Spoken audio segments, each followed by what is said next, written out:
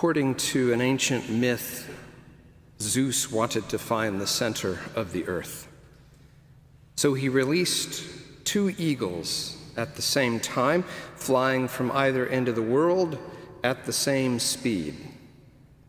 Their paths crossed at Delphi in Greece.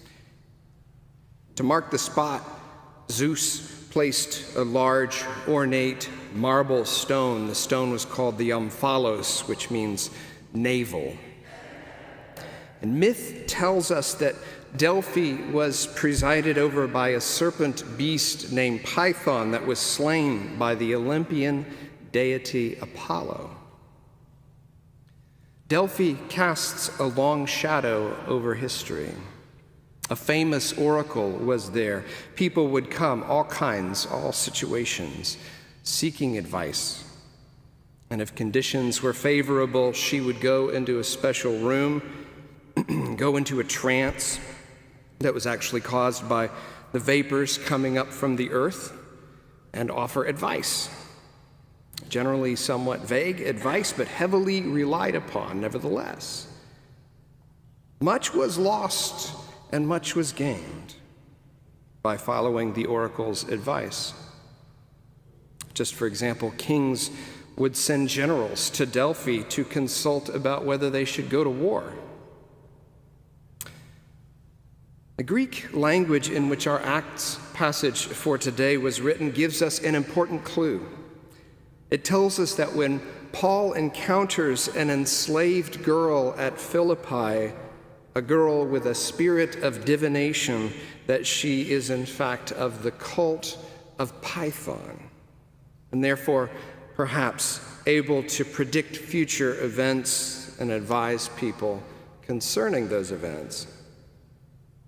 She is of Delphi. She has become enslaved, and her worth is defined by how much of an income stream her handlers think she can be. There are at least three other occasions in the book of Acts where the followers of Jesus are confronted by supernatural phenomenon, and in all four instances, three things happen. The first is that the name of Jesus proves to be effective in mastering those phenomena. And the second is that the risen Christ continues to act in each situation through his apostles.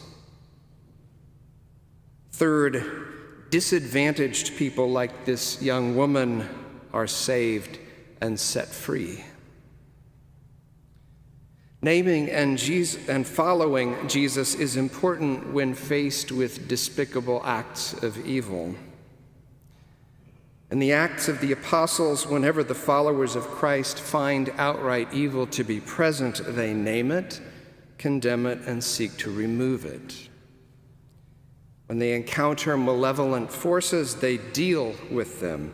They don't just trim them back. They roll up their sleeves and attack them, branch, stem, root. Now, I should say evil is not a word that I throw around lightly. It might sound like something that a priest would have more of an interest in. Maybe I should. But I saw it used as a bludgeon in the religious experiences of my growing up years. I saw it weaponized and used to conveniently label and exclude people. I saw good people of faith destroyed because of how easy it was to say that something they did or said was evil. I determined that I should be careful about that. But some things are just evil, particularly the needless, recent slaughter of innocents in Texas and New York. People who lost their lives for no other reason than that they were in the wrong place at the wrong time. Tragic, pointless. Some 32 lives in total.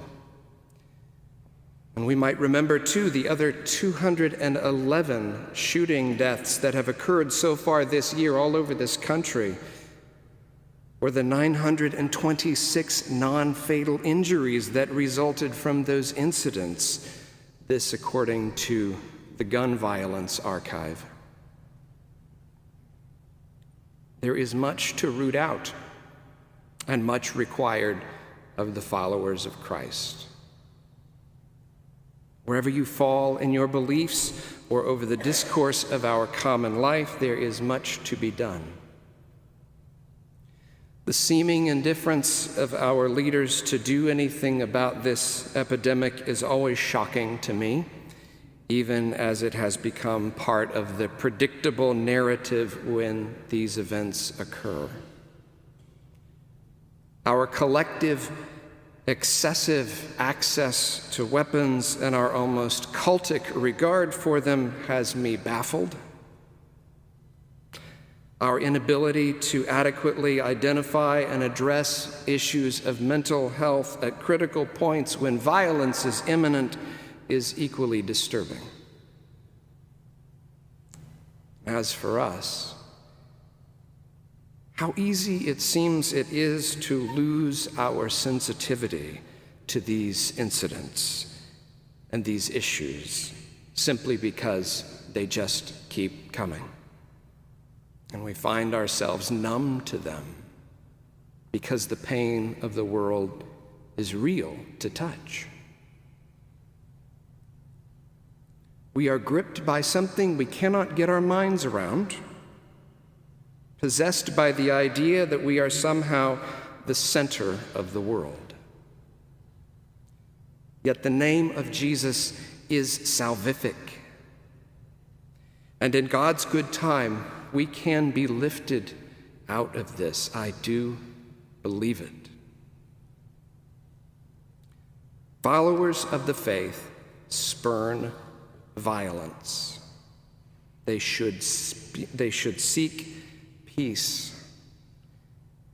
They should seek to understand peace, practice it, teach, cultivate, and propagate it. And within that pursuit of peace, it will be understood that peace has a cost. Laying down our weapons, speaking both literally and metaphorically, laying down our weapons means that we become at least momentarily vulnerable. Isaiah spoke of it as the moment when swords are being beaten into plowshares. And was it not Christ himself who wept over Jerusalem when he beheld the city, lamenting the violence that he knew was about to be visited upon himself, and moreover, lamenting the ease with which the blood of prophets had been spilled down through the ages? Jesus wept and said, "If only you had known on this day the things that make for peace. But now," he said, "it is hidden from your eyes." There is commendable power and grace in the vision he prays over his disciples today, that they can truly be one in heart and mind, and that through that unity the world might come to see the glory of the Father's love manifested in them. A love, he says, that has existed from before the foundation of the world, now come to light in him. The love of God is the love of peace, but these are not just abstractions. The love of peace is the willingness to do what is necessary to ensure that peace and tranquility and prosperity are possible. So, can we be set free of this bond? By the power of Jesus and through his holy name, the only answer of faith is yes.